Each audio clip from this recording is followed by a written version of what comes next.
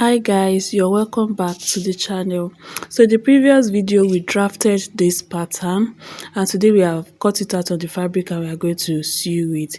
So as you can see, I placed the pattern paper on the fabric and I added half an inch allowance to the cup part, to the side part and to the down part. Then I added it to the top part as well. This is what we are going to use to sew it together. So I added the half an inch on both cups and at the upper part and at the lower part. Then this is the back panel. I added half an inch at the upper part and the lower part. So I've gone ahead to cut the cup as well. For the beauty of this cup to come out, you can use another pattern for these upper parts, another fabric rather, but I'm using the same fabric for everything. So for the cups, I went ahead to cut half an inch to the pattern paper that I did.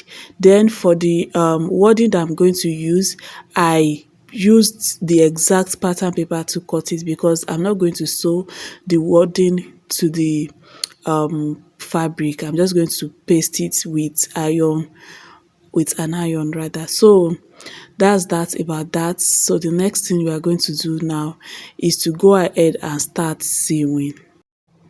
So we are going to start working on the cups for this tutorial. So I'm just going to remove the pins from the cups and set aside the linings because as you can see I've cut the lining as well. So I'm just trying to line up the cups the way they are supposed to be, and this is why you should not throw away your pattern paper after cutting out some fabric, because that's what is going to help you. Because it got to a point I was confused, so I had to introduce the pattern paper and use it to arrange it properly. So that's what I'm doing now. So I've gotten the proper arrangement of the cups. So I'm just going to pick the two down parts of the cup and I'm going to pin it together the way I'm pinning it now. So after pinning it together, I will take it to my machine and sew like this with half an inch. So I've gone ahead to sew, and after sewing, I pressed it open so it can the curve can be formed when I turned it to the right side. So now I'm turning it to the right side. So I'm going to take the upper part of the cup and just pin it to the lower part the way I'm doing it now. Then I'll take it to my machine and sew it again for the two cups.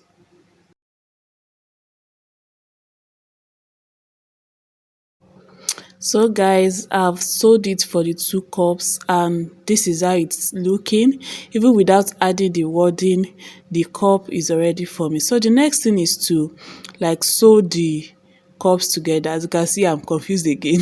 So I brought back my pattern paper to arrange it. So I'm going to take it to my machine and use my zigzag stitch to stitch it together the way I did. So this is it. I've already stitched it together and this is how it's looking. It's also forming itself. So the next thing I'm going to do is to insert the cups into the wording into the fabric, and I'll make sure I align it properly. So remember I said I'm not going to stitch it, that I'm going to paste it. I'm going to use my iron to paste it. So I'm just trying to like insert it properly so that it can sit well and one side will not be bigger than the other side. So that's what I'm doing presently.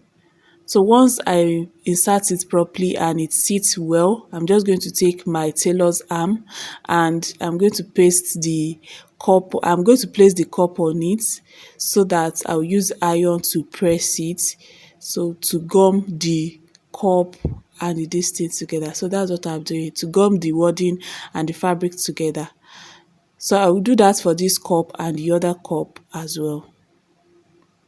So I'm done doing both cups and you can see there is space remaining, and that's the space we are going to use to stitch it to the main fabric. So I'm done with that and I'm going to set the cup aside.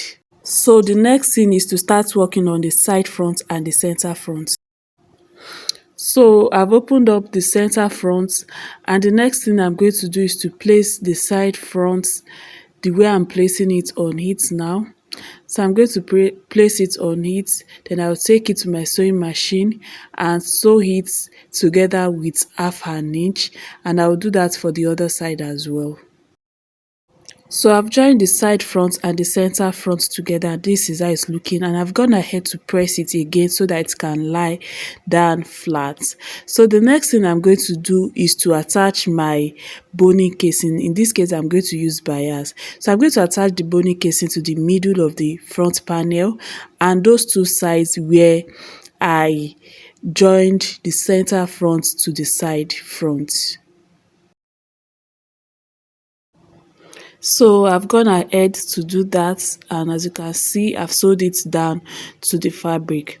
So the next thing is to bring our back panel. So as you can see, I folded in the zipper allowance and a part of the darts. You remember I said it in the last video that I'm not going to use zipper for this clothes. So I folded the one part of the darts, and I folded it like that, placed it on the fabric to cut it out.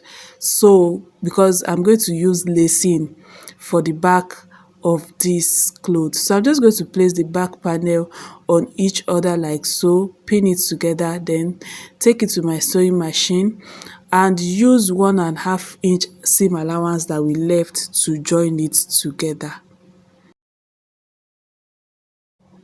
So this is how it looks after joining it together. So I'm just going to trim off the excess that is remaining at the side.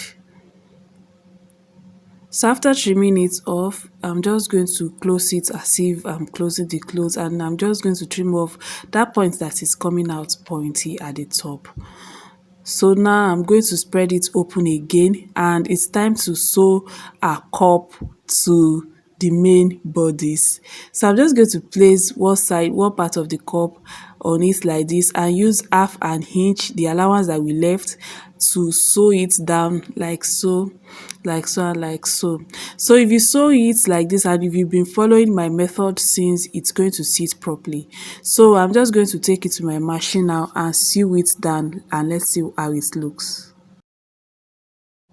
So I've gone ahead to sew one cup to the main bodice, and as you can see, there's no folding, there's no joining, there's nothing, and at the top there's no point that is coming up at the top, so it is sitting perfectly. That means our measurements are correct.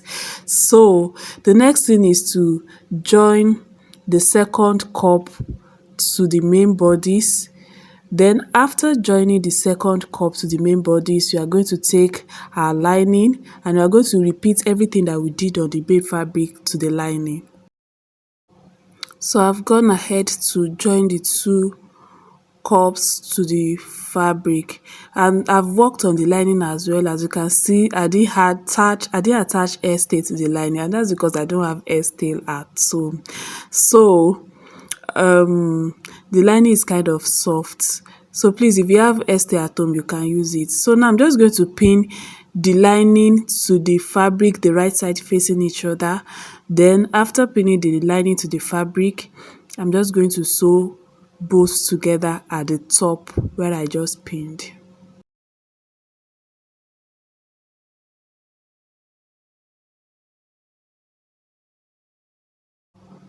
So I've gone ahead to sew it together. The next thing is to trim off the excess at the top, and after trimming off the excess, I'm just going to notch it so that to be able to lie down flat when I flip it over.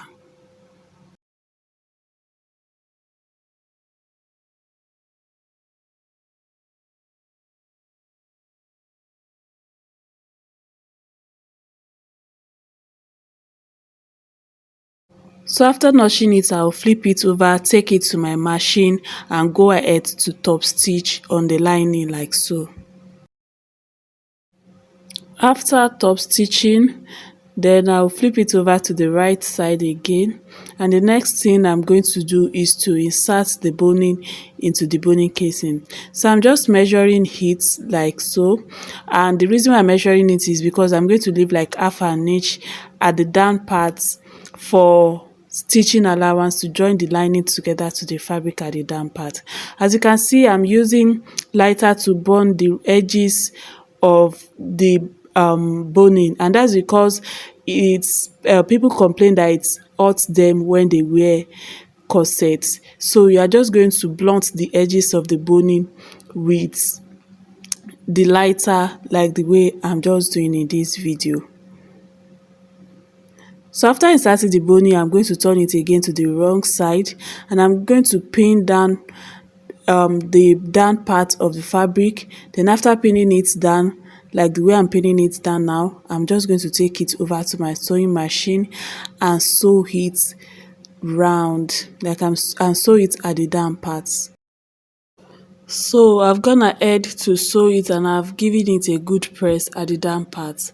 Then I've gone ahead to make my loop for the lacing, and I've made the rope that I'm going to use for the lacing as well. So the next thing I'm going to do, and as you can see, I'm using a bias for the loop and the lacing. So the next thing I'm going to do now is to fold in the back panel of the clothes, the edge of the back panel of the clothes, the way I'm doing it. So I'm just going to fold in like half an inch. So I'm going to, after folding it, I'm going to take it to the ironing board. I'm just going to iron it down the way I'm folding it in, like this.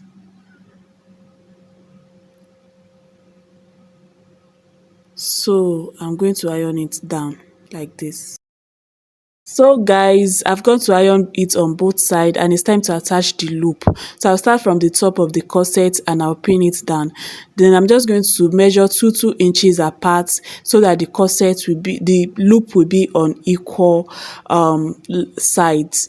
So after inserting the loop to it, I'm going to take it to my machine and sew it down, and I will do the same for the other side, and we are practically done with our corset. After that, I'll take it to my mannequin so that we can see how it looks in real life.